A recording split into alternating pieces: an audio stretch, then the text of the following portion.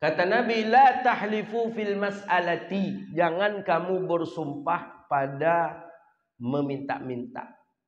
Jangan terlampau memaksakan diri untuk meminta-minta.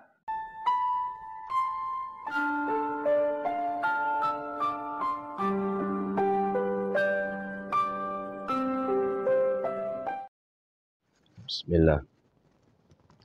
Bismillah. Assalamualaikum warahmatullahi wabarakatuh. Alhamdulillahilladzi anzala as-sakinata fi qulubil mu'minin. Asyhadu an la ilaha illallah wahdahu la syarika lah. Wa asyhadu anna sayyidana wa nabiyyana Muhammadan 'abduhu wa rasuluhu sayyidil amin. Wa ala alihi wa ashabihi wa man tabi'ahum bi ihsanin ila yaumiddin. Subhanaka la ilma lana illa ma 'allamtana innaka antal alimul hakim. Rabbi yassir wa la tu'assir ya rabbi tammim bi khair. Allahumma salli ala sayyidina Muhammadin al-fatihi lima ughliq wal khatimi lima sabaqa nasiril haqqi bil haqqi wal hadi ila siratikal mustaqim. Sallallahu alaihi wa ala alihi wa sahbihi haqqa qadrihi wa miqdarihi al-'azim. Allahumma bika asbahna wa bika nahya wa bika namut wa ilaika an-nusyur. Asbahna ala fitratil Islam wa ala kalimatil ikhlas wa ala dinin nabiyyina Muhammadin sallallahu alaihi wasallam. Radina billahi rabba wa bil islami dina wa bi Muhammadin sallallahu alaihi wasallam nabiyyan wa rasula, amma ba'du. Kita memuji Allah dengan mengucapkan alhamdulillahi rabbil alamin. Dengan izin Allah kita bisa duduk di majlis yang mulia ini. Kita berdoa kepada Allah, mudah-mudahan selama kita duduk di majlis ini Allah ampuni dosa kita, amin. Allah terima amal ibadah kita, Allah jauhkan kita dari bala dan wabak, amin ya rabbal alamin. Salawat dan salam kepada Nabi yang agung, Nabi yang mulia, Sayyidina Rasulullah Muhammadun sallallahu alaihi wasallam. Allahumma salli wa sallim ala Sayyidina Muhammadin wa ala alihi wa sahbihi ajma'in. Salawatu Rabbi wa salamuhu alaika ya Sayyidi ya Rasulullah. Bapak Ibu hadirin yang dirahmati Allah Subhanahu wa taala. Kita lanjutkan kajian kita kitab Riyadhus Shalihin min kalami Sayyidil Mursalin lil Imam Muhyiddin Syaraf Zakaria An-Nawawi rahimahullah. Hadis wa an Abi Abdurrahman Muawiyah bin Abi Sufyan Sakhri ibni Harbi radhiyallahu anhuma. Ini sahabat Nabi yang belum pernah kita sebut namanya Abi Sufyan. Muawiyah bin Abi Sufyan, bukan Muawiyah yang penegak daripada kekhalifahan setelah Sayyidina Ali bin Abi Talib. Itu juga Muawiyah. Nah, Muawiyah ibni Abi Sufyan, tapi ini Muawiyah bin Abi Sufyan As-Sakhri bin Harbi radhiyallahu anhuma. Nah, siapa beliau ini? Kita lihat beliau ini sahabat Nabi sallallahu alaihi wasallam. Ibni Harbi, beliau ini setelah seorang tokoh juga di kalangan kafir Quraisy. Dan bahkan beliau ini ditunjuk oleh kafir Quraisy Makkah untuk menjadi panglima perang ketika melawan kaum muslimin di Madinah pada perang Uhud ketika itu. Menang, orang kafir menang ketika itu karena jumlahnya banyak dan karena kaum muslimin juga lupa mengikuti aturan strategi militer dari Rasulullah sallallahu alaihi wasallam. Jadi ketika itu Abdurrahman Muawiyah ibni Abi Sufyan ditunjuk sebagai panglima perang. Jadi kalau panglima perang berarti itu tanda orang yang disegani dan orang yang diperhitungkan di dalam golongan kafir Quraisy. Beliau ini lahir 10 tahun sebelum tentara Gajah masuk ke kota Makkah. Berarti sudah lama sebelum baginda Nabi sallallahu alaihi wasallam lahir. Berarti beliau juga sudah lahir. Beliau sudah lahir, Nabi lahir di tahun Gajah. 10 tahun sebelum itu sudah lahir beliau ini. Berarti umurnya 10 tahun ketika Nabi dilahirkan. Nah, berapa usianya kita kira ketika ketika terjadinya perang Uhud di tahun yang kedua, tahun yang ketiga. Berarti tahun yang kedua, ketiga setelah Nabi hijrah, itu di usia baginda Nabi SAW sekitar 60 tahun. Sekitar 50 tahun. Usia Nabi SAW 53 tahun. 53 tahun berarti umur dia sudah 63 tahun ketika itu. Luar biasa. Diangkat sebagai panglima perang, menang. Jadi ketika menang itu, tapi hatinya tak puas. Kenapa hati si Sayyidina Muawiyah ibn Abi Sufyan ini tak puas? Menengok bukannya menang kafir Quraisy itu bertambah sedikit kaum muslimin, tidak. Justru semakin banyak setiap harinya orang masuk Islam. Semakin bagus perkembangan Islam. Semakin hebat orang-orang Islam ini. Akhirnya ketika terjadi perang Fathul Makkah, terjadinya pembebasan kota Makkah di tahun yang ke-8 Hijriah. Nah, di sini dia mulai masuk ke dalam Islam. Ketika tahun ke-8 Hijriah, Nabi menyiapkan pasukan 24.000. Ada mengatakan 25.000 pasukan. Hadis ada di dalam Sunan Abi Daud, ada itu. Disiapkan pasukan untuk membebaskan Makkah. Membebaskan Makkah menjadi milik kaum muslimin. Karena tahun yang sebelumnya Nabi datang ke Makkah, tapi Nabi diusir. Itulah ada perjanjian, namanya perjanjian Hudaybiyah. Boleh engkau masuk Makkah Muhammad, kata orang kafir Quraisy Makkah, tapi beberapa syarat. Syarat pertama, engkau masuk Makkah tak boleh bawa senjata. Masuk Makkah yang kedua. Syarat yang kedua, engkau masuk Makkah silakan tapi sebentar saja. Sekedar engkau melihat Kaabah, engkau tahu, kemudian engkau balik lagi ke Madinah. Syarat yang ketiga, ini dia. Engkau mesti melepaskan tawanan perang kaum muslimin. Kami kafir yang kau tahan kemarin tu, lepaskan tu dulu. Nah, tapi kami tidak melepaskan tawanan perang kalian. Maksudnya kaum muslimin yang ditahan oleh kafir Quraisy tidak kami lepaskan. Ya, memang kalau mak dinyo aja nyombi aturan ketiga tu orang kafir Quraisy. Boleh kalian masuk Makkah tapi tak boleh bawa senjata. Boleh kalian masuk Makkah tapi cukup sebentar saja. Untuk tawaf saja balik kalian lagi. Ketiga, boleh kalian masuk Makkah tapi lepaskan dulu kafir Quraisy yang kalian tahan di Madinah. Lepaskan itu, kalian kami izinkan masuk kota Makkah. Oh, begitu. Jadi kata Sayyidina Umar, tanggung-tanggung ya Rasulullah, perang sajalah kita. Sayyidina Umar lah. Itu kan membuat aturan macam itu tu kalau mak dia awak namanya. Tu yang menang kalau mak dia awak tak ketujuh orang tu tunya tu. Masa untuk pro ke dia saja. Kata Umar, ya Rasulullah, perang saja kita ya Rasulullah. Perang saja.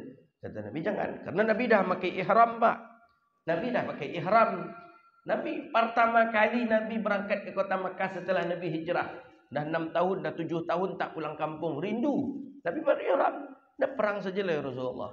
Kata Sayyidina Umar, kita pun tahu kemampuan mereka. Yalah, Umar tahu kemampuan paling yang bagak situ Abu Jahal, Abu Lahab. Katanya, nak ada yang lain itu.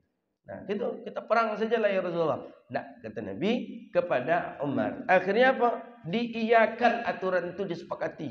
Okey, kata Nabi. Pokoknya sampai dulu masuk kota Makkah. Nah, itulah yang membuat hati Nabi tersinggung tu. Ketika Nabi setelah selesai tawaf, Nabi nak masuk Kaabah tak diizinkan. Kunci diambil cepat oleh si fulan, Utsman siapa namanya ketika itu tu, yang mengambil kunci itu. Akhirnya Nabi datangi. Dilihatkan kunci itu ke Rasulullah. Hadza miftahu ya Muhammad. Ini miftah ya Muhammad. Ini miftah. Dimain-mainkan Nabi. Ya seperti anak-anak lah, kau kunci. Nak masuk? Tak bisa. Sorry lalu kata. Jadi katanya, Nabi terucap. Kata Rasulullah, tahun depan kami akan datang ke sini dan kunci itu berada di tangan kami. Ya betul. Nabi Muhammad SAW, wa ma yantiqu anil hawa in huwa illa wahyun yuha. Itulah kejadian tahun berikutnya, itulah Fathul Makkah. Nabi siapkan tentara perang, Nabi ikut. Nabi siapkan tentara perang 25.000 banyaknya tentara perang untuk nak mengambil Makkah, untuk menguasai Makkah, wabil khusus Masjidil Haram. Jadi singkat cerita, di daerah sebelum Hudaybiyah ini, tapi sudah dekat ke Makkah, kaum muslimin sudah ramai. Malam-malam, ya memang Kalau kita baca dalam tarikh, dalam riwayat itu, sahabat-sahabat Nabi itu malam hari itu buat api unggun untuk memanaskan diri dan untuk hal-hal yang lain lah, mengetahui kepada, memberitahu juga kepada musuh kita dah ada nih, dibuat besar api unggun. Nampak oleh Sayyidina Muawiyah ibn Abi Sufyan. Itu api unggun apa itu? Didekati, api unggunnya tambah besar. Didekati, keras bunyi gemuruhnya. Ya namun 25.000 pasukan, apa yang tak keras? Kita aja di asrama beberapa ratus orang saja, kalau heboh itu dah luar biasa. Ini berbunyi itu kuat sekali, gemuruhnya gemuruh yang kuat sekali. Kata kebetulan lewat di dekatnya Abi Sufyan ini Abbas. Abbas ini paman Nabi, Abbas bin Abdul Muttalib, kakak beradik dengan ayah Nabi. Ya Abbas, mana? Apa itu? Gemuruh apa itu? Tapi unggun apa itu ya Abbas? Apa itu ya Abbas? Kata Abbas, itu adalah perkumpulan di kampung Bani Khaza'ah. Bani Khaza'ah ini perkumpulan seluruhnya Muslim. Itu Islam sudah lama. Nabi hijrah ke Madinah, mereka termasuk yang melindungi Nabi SAW. Bani Khaza'ah, hum Muslimun. Mereka itu orang-orang Muslim. Iya. Kata Abu Sufyan, wah celaka aku, kata Abu Sufyan. Aku pasti dibunuh. Aku pasti dihabisi. Jadi kata Abbas sedang dalam tunggangannya, hei Abu Sufyan, begini saja Abu Sufyan. Lebih elok engkau datangi Nabi Muhammad dan engkau minta perlindungan kepadanya daripada engkau masuk orang Mekah dan engkau dalam keadaan kafir. Maksudnya menyerah jelah, minta perlindungan saja. Daripada nanti umat Islam masuk, engkau pertama kali yang ditebas itu. Apa yang tidak? Karena lah banyak kesalahan-kesalahan Abi Sufyan ini terhadap Islam. Memimpin perang Uhud, dinyuju baru untuk melawan kaum muslimin. Kemudian dia pernah menangkap kaum muslimin dan menganiayanya. Namanya Zaid ibn Dathinah namanya. Zaid ibn Dathinah ini ditangkap oleh Abu Sufyan, kemudian dianiaya. Dah pasti Abu Sufyan ini target kaum muslimin ini. Target pertama kaum muslimin ini Abu Sufyan itu setelah Abu Jahal dan Abu Lahab. Karena dia pimpinan perang. Akhirnya dirayu oleh Abbas, ayolah datangi cepat Muhammad, kita menuju ke tempat itu. Kata Abu Sufyan, tak akan mungkin tu menyerahkan diri aku tu sebanyak tu 25.000. Azablah, dia sudah terbayang di otaknya. Umar di situ, Khalid bin Walid di situ, semua panglima-panglima perang hebat Nabi di situ. Aku ke sana, aku menyerahkan diri. Kata Abbas, ana dhaminun. Aku yang menjaminnya. Takkan ada yang berani menyentuh engkau ya Abu Sufyan. Aku menjamin. Akhirnya dengan lobi, jelah disanggupi oleh Abu Sufyan. Yang naiklah ke atas tunggangan kuda. Bagal kuda yang dimiliki oleh Abbas. Ini Abu Sufyan di belakang ni. Abu Sufyan di belakang Abbas. Dibawa oleh Abbas ke tempat perkumpulan kaum muslimin. Baru saja mendekati tempat pemukiman, tempat kaum muslimin ramai tadi, betul jumpa dengan Sayyidina Umar ibn al-Khattab. Umar lah menengok musuh itu, tak ada lah tangan lah, langsung dipedang aja langsung. Ya Abu Sufyan, langsung dengan suara keras. Tentu com ya Abu Sufyan. Hei Abu Sufyan, mengapa engkau ke sini? Engkau mau cari mati? Mau apa engkau? Didatang ngotot Umar dengan suara yang lantang. Memang Umar itu luar biasa. Pancingan jihadnya itu luar biasa. Baru saja Umar nampak Abu Sufyan, ya kata Abbas, huwa Abu Sufyan. Dia Abu Sufyan. Awalnya ditanya, itu siapa tu? Itu siapa yang datang tu? Tak begitu jelas nampaklah oleh Umar. Lama-lama dekat-dekat dibawa oleh Abbas, rupanya you Abu Sufyan. Huwa Abu Sufyan. Huwa qatala al-muslimun. Mereka telah memerangi muslim. Iya Abu Sufyan. Huwa Abu Sufyan. Menengok suara lantangnya Sayyidina Umar, Abu Sufyan pula ketakutan. Takut pak daripada tiba pekok pedak terhunusnya Umar. Huwa Abu Sufyan. Jadi kata Abu Sufyan ke Abbas, kan aku tadi lagi bilang kau, aku ni menyerahkan diri ni. Kenapa?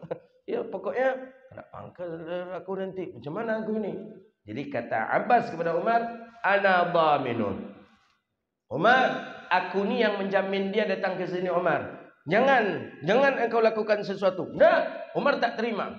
Terbayang oleh Umar bagaimana dia membunuh kaum muslimin, bagaimana terbayang oleh Sayyidina Umar. Nah, tak bisa. Aku harus menyelesaikannya. Kata Sayyidina Umar ibn al-Khattab. Dalam riwayat itu, dikejar oleh Umar ibn al-Khattab. Akhirnya turun. Saking ketakutan dia Sufyan tu. Jumpa dengan Sayyidina Umar Abu Sufyan. Turun dari himarnya. Dibantu dan dibimbing, dipegang oleh Sayyidina Abdullah bin Abbas cepat untuk berjumpa dengan Rasulullah. Jadi pacu-paculah dia dengan Umar ibn al-Khattab sampai ke baginda Nabi. Baginda Nabi di dalam sebuah kemah. Jadi kata Abbas, Rasul mana? Rasulullah mana? Rasulullah mana? Ada di dalam. Dikejar. Umar pun lari. Yang Abbas Sufyan pun lari. Akhirnya Abbas Sufyan dengan Abbas lebih dahulu sampai di hadapan Nabi dibandingkan Sayyidina Umar. Terbayang di kita macam mana itu. Umar tak ngotaknya pedang. Ini dah di hadapan Rasulullah. Ya Rasulullah, Assalamualaikum. Salam. Umar, ya. Huwa Abbas Sufyan. Ini Abbas Sufyan ya Rasulullah. Panglima perangnya kafir Quraisy yang datang menyerbu kita ketika perang Uhud. Kita mundur dan banyak dari kalangan kita yang meninggal dunia, yang syahid ya Rasulullah. Dia di hadapan kita ya Rasulullah. Izinkan aku untuk mempengkal lehernya. Gitu Umar. Pedang memang kalau emosi itu, kalau apa itu tak terlepaskan memang pegang. Abbas langsung kata Abbas, ya Rasulullah, akulah sebagai penjamin. Ini paman nih. Abbas paman. Karena ayah Nabi dengan Abbas kakak beradik. Aku yang menjaminnya ya Rasulullah untuk datang ke sini atas keselamatannya. Mohon dia diselamatkan ya Rasulullah. Ya. Jadi bagaimana kata baginda Nabi SAW? Kata Sayyidina Abbas, aku menginginkan dia masuk ke dalam Islam ya Rasulullah. Aku ingin dia menyerahkan diri ya Rasulullah. Baik, kata baginda Nabi, besok engkau bawa dia datang ke sini kembali. Bawa dia datang ke sini kembali. Bawa ke hadapan Nabi, ditanyalah dek baginda Nabi, apakah engkau mengakui aku sebagai Rasul Allah? Aku sebagai utusan Allah? Ya Abu Sufyan? Nak dijawab oleh Abu Sufyan. Diam aja Abu Sufyan. Geram Sayyidina Abbas. Abbas paman Nabi geram. Jadi kata Abbas, engkau jawab itu kata Rasulullah. Kenapa engkau diam saja? Engkau mesti menjawabnya. Bagaimana? Engkau akui tak? Jadi kata Abbas, kata si Abbas Sufyan, aku masih bimbang kata Abu Sufyan. Tambah marah Abbas. Bimbang apa? Sekarang pilihannya dua saja, kau mati di sini atau kau Islam. Kau masuk Islam atau kau mati di sini, mati di situ. Ya, karena dikejarlah oleh kaum muslimin karena dia panglima perang. Bagaimana dengan engkau ini? Tadi engkau minta diamankan dan engkau ingin memperoleh Islam. Tapi hari ini kenapa? Ada apa ya Abu Sufyan? Kata Abu Sufyan ke Rasulullah, sebenarnya aku dari dulu sudah kagum juga dengan engkau ya Muhammad. Tidak ada pernah aku melihat seorang pun manusia yang mencintai sesama manusia yang melebihi mencintai engkau. Engkau orang yang paling dicintai oleh sahabat engkau. Bahkan duri yang menusuk Rasulullah pun, kata Sayyidina Abbas itu, sahabat pun ikut merasakannya. Kalau ada duri yang menusuk Rasulullah, semua sahabat terbangun, terpancing untuk mencari kenapa, siapa yang menusuk Rasulullah SAW. Jadi ketika itu ujung cerita itu terakhir itu, akhirnya Abu Sufyan masuk Islam. Setelah Abu Sufyan masuk Islam, bergabunglah dengan kaum muslimin. Cuma masih bersama Abbas. Jadi malamnya itu, ini dalam riwayat hadis ini, lewatlah Abu Sufyan ini, Muawiyah bin Abu Sufyan ini depan Sa'ad bin Ubadah. Sa'ad bin Ubadah tidak tahu kalau Abu Sufyan ini sudah masuk Islam. Ya kan gawat kerajanya. 25.000 orang ramai, tidak tahu. Langsung Abu Sufyan berteriak. Kata Sa'ad bin Ubadah berteriak. Kata Sa'ad bin Ubadah, Abu Sufyan musyrik, kafir. Dia telah memerangi kita. Ayo dia datang ke kita untuk minta kita bunuh. Perangi dia. Ya Allah, lari pula oleh kali yang kedua. Dicarilah Nabi cepet Abu Sufyan di mana Rasulullah, lari ketakutan.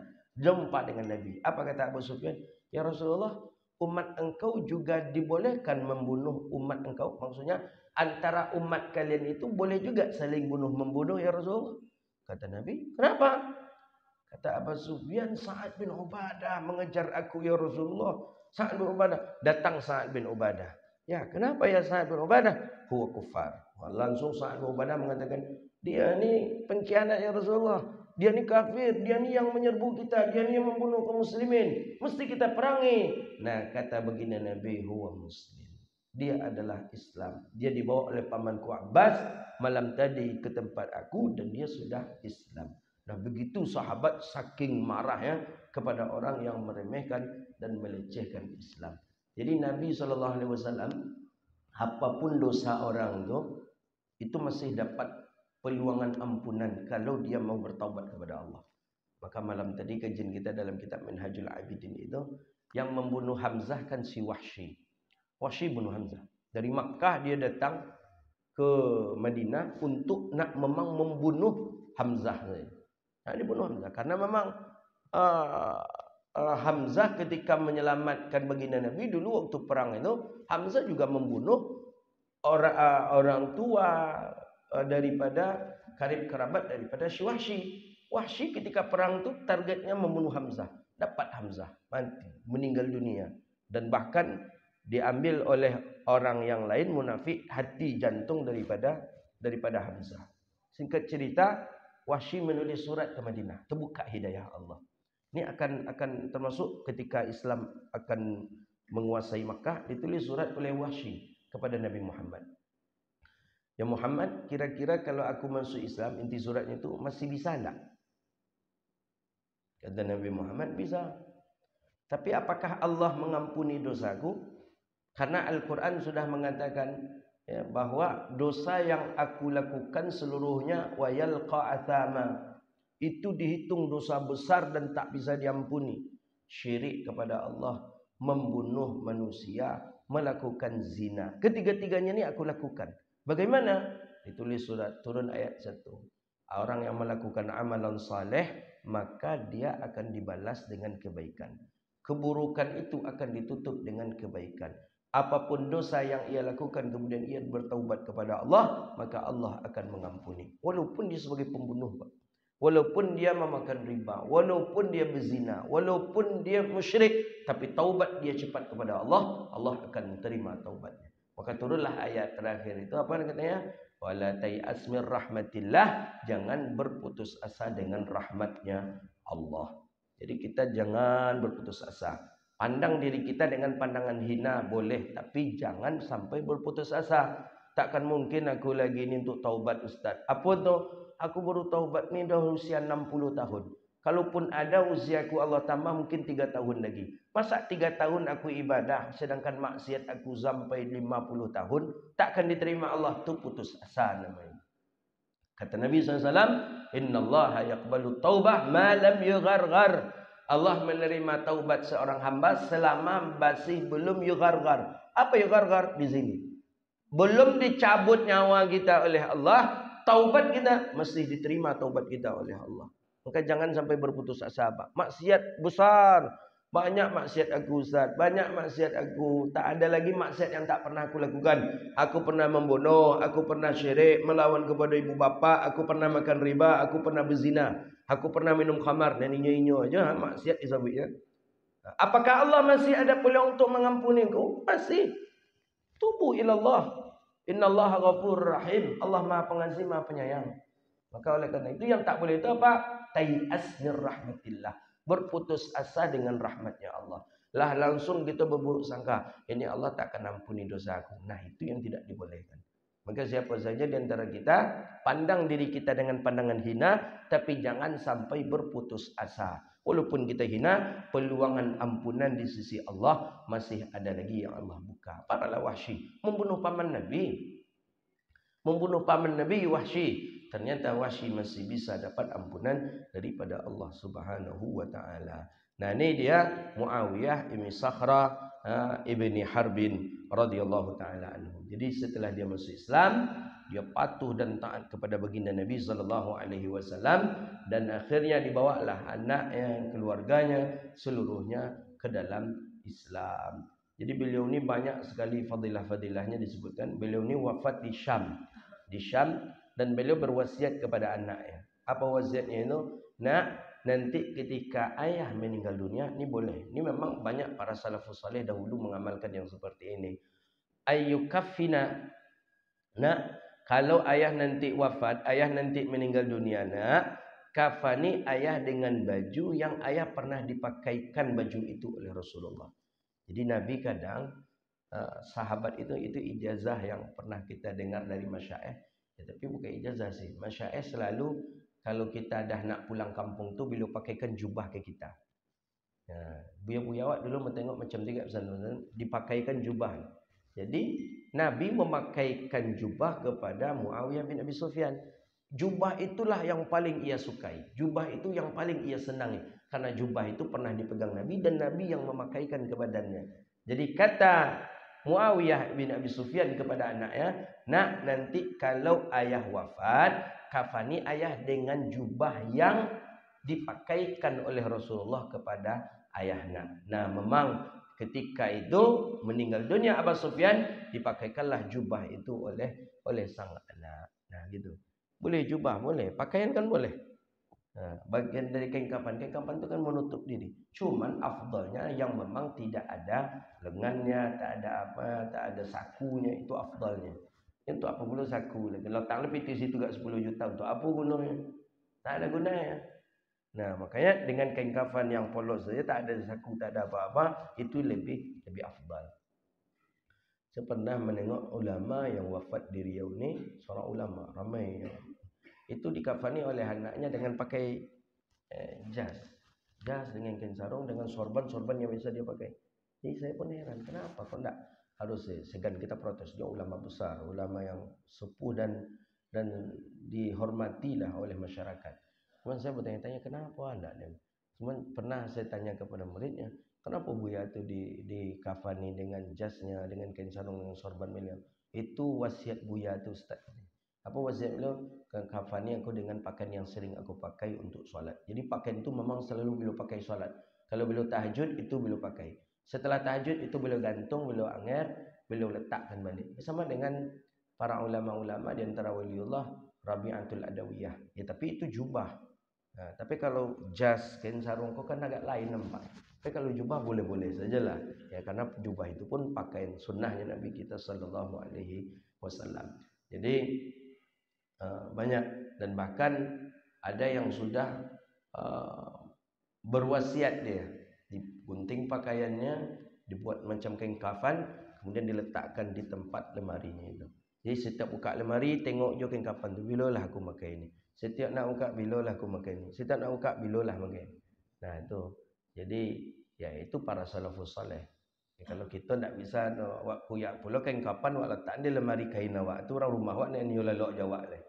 Dia pun nak nyolok jawab kerana takut. Kain kapan ni kan identiknya kan hantu. Ada yang kain kapan maknanya ada hantu, padahal untuk memuhasabah diri. Dan salah satu kemuliaan daripada Muawiyah bin Abi Sufyan ini, beliau memiliki potongan kuku Rasulullah sallallahu alaihi wasallam. Ini salah satu kesunahan yang diamalkan Nabi. Nabi setiap potong rambut, setiap potong kuku tak pernah dibuang. Nabi dalam riwayat hadis dalam Musnad Imam Ahmad bin Hanbal ada. Nabi potong rambut, langsung dikumpulkan oleh Nabi dan dionggok oleh Nabi.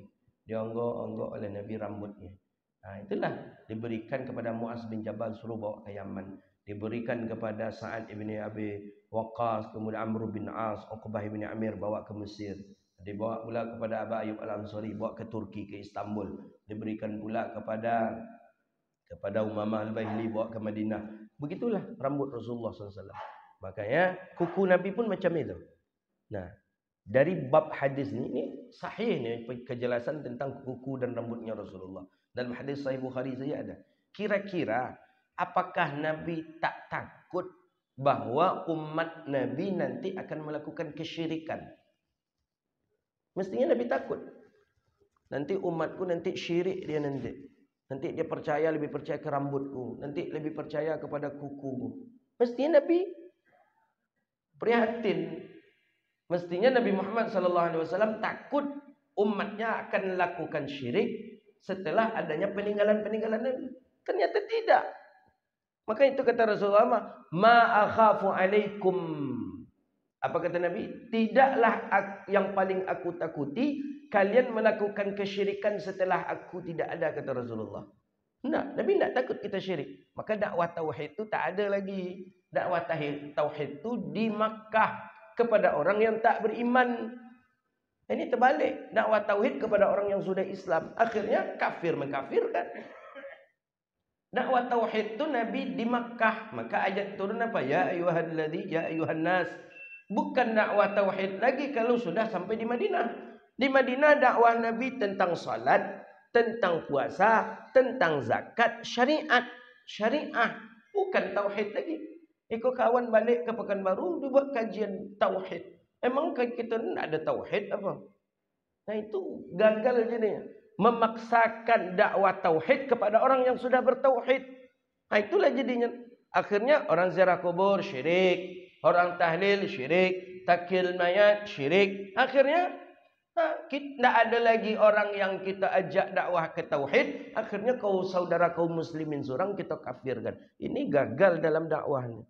Jadi dakwah Nabi itu tauhid itu di Makkah. Karena orang Makkah banyak musyrik. Sampai di Madinah kaum muslimin sudah banyak. Dakwah Nabi mulai syariat. Wajib puasa Ramadan di mana? Di Madinah. Wajib Ramadan, puasa Ramadan di Madinah. Di Madinah awal mula syariat puasa Ramadan. Bagian daripada syariat.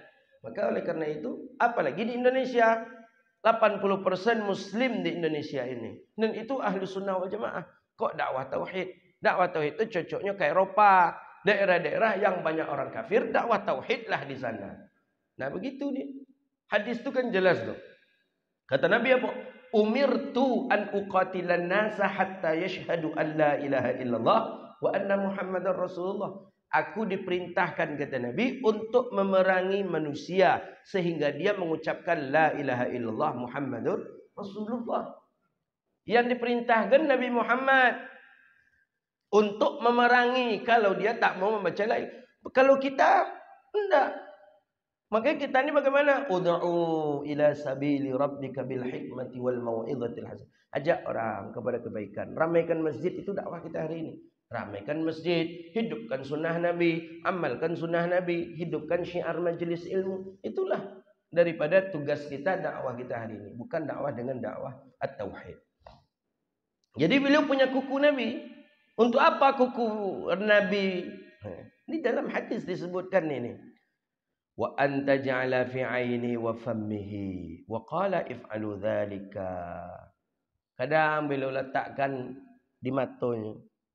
Kadang beliau letakkan di mulutnya. Fammi mulut, aini mata, kuku Nabi tadi. Maka hadisnya sahih. Ada orang yang minta obat kepada Sayyidatuna Aisyah, Nabi sudah meninggal dunia.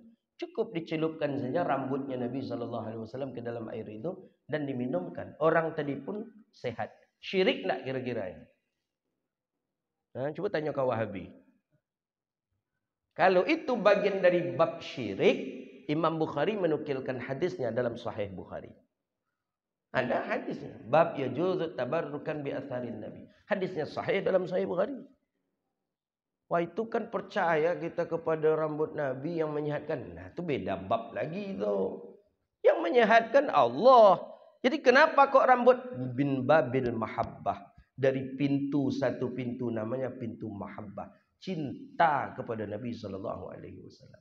Khalid bin Walid letakkan rambut Nabi di gagang pedangnya. Orang sanggup membunuh manusia dalam perang itu cuma 20 orang. Khalid bin Walid dalam sekali perang sanggup pedangnya itu tanpa diasah tanpa apa membunuh orang 60 sampai 70 orang. Berapa tajam dan kuatnya pedang Sayyidina Khalid bin Walid. Makanya Umar melarang, engkau jangan ikut perang jelek kecil Umar. Banyak orang salah duga kepada engkau kecil Umar. Seolah-olah yang memenangkan perang ni Khalid bin Walid. Kalau Khalid bin Walid tak ikut perang kita akan kalah nanti. Engkau tak boleh ikut perang kata Khalid bin. Kala Umar kepada Khalid bin Walid. Dan setelah perang selesai, Nabi panggil Umar panggil Khalid bin Walid. Kata Sayyidina Umar, Khalid sini. Aku bertanya, engkau jawab jujur. Kata Umar ibn al-Khattab kepada Khalid bin Walid. Kenapa setiap perang menang dan engkau membunuh lebih banyak? Ada apa? Kata Umar kepada Khalid bin Walid. Khalid bin Walid angkat pedangnya dari sarangnya. Dia angkat, ya Khalifah, ya Amirul Mukminin. Kata Khalid bin Walid kepada Umar. Dicabutnya satu rambut, satu helai. Wabai sababi hadha. Sebab ini mungkin ya Umar ibn al-Khattab. Satu helai itu rambutnya Rasulullah sallallahu alaihi wasallam. Syirik tak Khalid bin Walid? Tak ada ulama satu pun mengomentari sahabat mengatakan itu perbuatan syirik. Jadi apa tu? Min babit tabarruk. Mengambil berkah dengan rambut orang yang mulia itu Sayyidina Rasulullah sallallahu alaihi wasallam. Jadi jangan cepat-cepat kita mengatakan sefulan kafir, sefulan musyrik, sefulan enggak. Nah, itu yang penting. Jadi min babit tabarruk. Tabarruk itu penting, mengambil keberkahan ya dengan peninggalan Nabi SAW. Hadis ada dalam Sahih Imam Al-Bukhari. Ini kuku Nabi. Ya, Sayyidina Muawiyah bin Abi Sufyan, kuku Nabi yang dijadikan tabarruk. Ada yang sakit, diletakkan di dekat itu, kemudian sehat. Musyrik, syirik, buka dalam hadis Sahih Imam Bukhari. Tidak, itu bagian daripada perkara yang dibolehkan dan bahkan itu perkara yang dianjurkan. Qala, apa kata Muawiyah ibn Abi Sufyan? Nabi SAW bersabda. Kata Nabi, la tahlifu fil mas'alati. Jangan kamu bersumpah pada meminta-minta. Jangan terlampau memaksakan diri untuk meminta-minta. Jangan sampai bersumpah-sumpah. Pak, agilah Pak, aku nak ada makan untuk aku lupa. Sumpah demi Allah, wallahi nak ada aku dimakan ada Pak. Itu Nabi pantang Nabi itu. Jangan. Memang ada orang bersumpah-sumpah. Ada. Pak boleh kerajo Pak awak nak ada apa dah Pak. Kehidupan nak banyak anak aku kuliah lupa. Sumpah demi Allah nak ada piti gini lah lupa. Bantulah Pak demi Allah. Nah. Biasanya kalau orang bersumpah-sumpah itu kadang ragu juga dengan. Ya, karena kalau terlampau ngotot ingin dibantu, nih Nabi sudah gambarkan di hadis ini. Wala tahlifu fil masalah. Jangan kalian bersumpah-sumpah untuk meminta-minta. Jangan kalian memaksakan diri kalian untuk meminta-minta, kata Rasulullah. Fawallahi, maka demi Allah kata Nabi, la yas'aluni ahadukum minkum syai'a fatukhrija lahu mas'alatuhu minni syai'a wa ana lahu karihun. Kata Nabi, demi Allah, la yas'alni, siapa saja yang meminta ya dia kepada aku, tidak ada yang satu pun yang meminta kepadaku kemudian dia memaksa aku kemudian aku memberinya, lahu illa ana lahu karihun. Orang itu orang yang paling aku marahi. Perbuatan itu perbuatan yang paling aku cela. Bersumpah ke orang itu untuk meyakinkan orang itu agar orang itu memberi gitu. Rupanya memang diberi orang itu gitu. Karihun, itu perbuatan yang paling aku benci, kata baginda Nabi. Kemudian apa? Fayubarik lahu fima ataitu. Itukah yang kita harapkan agar pemberian itu berkah? Itukah yang kita harapkan agar menjadi berkah harta kita? Tidak. Jelas orang yang memberinya dalam keadaan tertipu, orang yang memberinya dalam keadaan terpaksa, kita memintanya dalam keadaan menipu, dan itu perbuatan yang dibenci oleh Nabi SAW. Jadi kalau begitu, kalau ada orang meminta-minta pakai bersumpah macam tu, lebih elok tak usah dia agih. Ana karihun, kata Nabi. Nabi benci, Nabi tak suka kepada orang yang seperti itu. Kalaupun kita beri lagi, tak baik lagi nanti akibatnya. Tak bagus lagi efeknya. Wa agi jo beko. Rupanya sudah wa aginya piti, rupanya naik auto ancaknya rupanya. Tentu mengutuk-utuk hati kita jadi. Naik gitu dia. Jadi uang tadi untuk beli itulah gak artinya. Kan tak mantap jadi. Jangan sampai dia bersumpah-sumpah untuk meminta-minta. Wa nakarihun, dan aku pun membenci perbuatan itu. Jadi bisa kita menengok kalau ada orang bersumpah-sumpah minta. Nah, kapan perlu anak-anak kita ajari, jangan sampai bersumpah-sumpah boleh minta. Please, ma, sumpah demi Allah nak ada lagi uang dek, ma, sumpah demi Allah. Didik ini, jangan sumpah-sumpah macam tu. Nabi kita marah orang yang bersumpah-sumpah, orang yang mengotot untuk diberi sesuatu. Maka kalaupun dia mendapatkannya, tetap yang dia dapatkan itu tidaklah mendapatkan keberkahan dari Allah Subhanahu wa taala. Hadza wabillahi at-taufiq. Jadi Dia ada nama sahabat Nabi Cik Hariko yang kita hafal namanya Muawiyah bin Abi Sufyan. Dia menahan namanya siapa? Zaid ibni Dathinah. Zaid ibni Dathinah itu ditahannya, ditawannya dan dianiayanya. Nah, kemudian kita sebut juga nama sahabat Nabi satu lagi tadi Sa'ad bin Ubadah. Sa'ad bin Ubadah, kemudian ada punya anak namanya Qais bin Sa'ad bin Ubadah. Banyak orang-orang soleh. Di mana disebut nama orang-orang soleh tanazzalur rahmatun fi. Maka Allah turunkan rahmat di tempat itu. Maka oleh karena itu setiap Sabtu kita sebut-sebut nama orang-orang soleh, setidaknya kita menyebut namanya, Allah berikan rahmat kepada kita.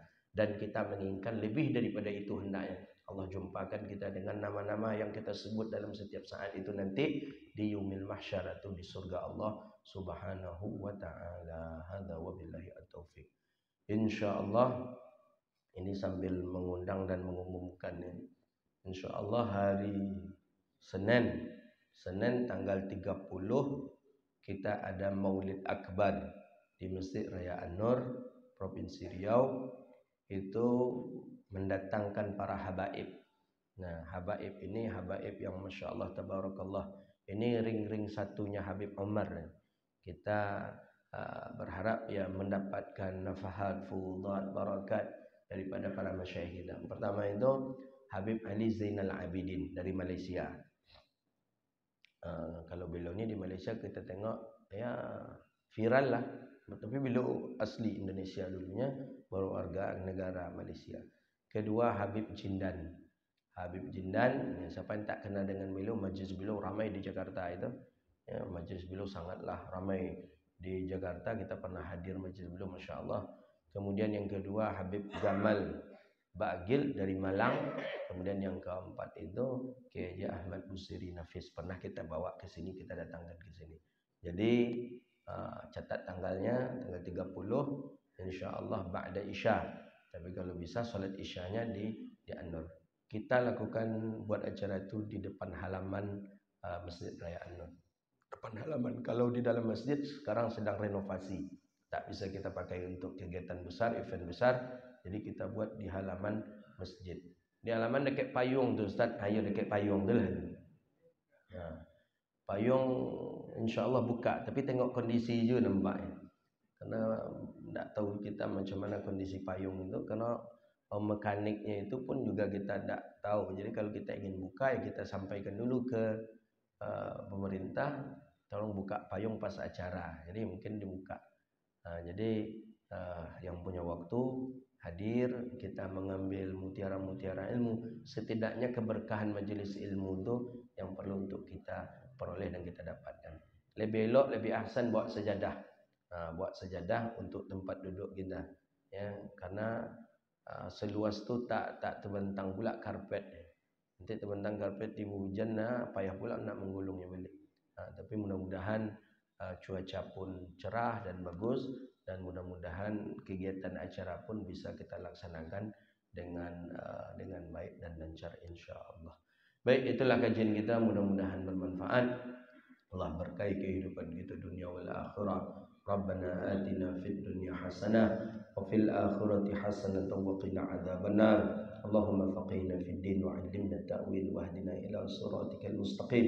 Rabbana zalamna anfusana wa illam taghfir lana wa tarhamna lanakunanna minal khasirin. Allahumma 'izzil Islam wal muslimin. Allahumma ansuril muslimina fi kulli makan ya rabbal alamin. Allahumma ja'alna ahlana wa auladana min ahli al-'ilmi wa ahli al-khair wa la taj'alna wa iyyahum min ahli as-su'i wad-dharri wal jahli. Rabbana atina fid dunya hasanah wa fil akhirati hasanah wa qina adzabannar. Wa sallallahu ala sayidina Muhammadin wa ala alihi wa sahbihi ajma'in.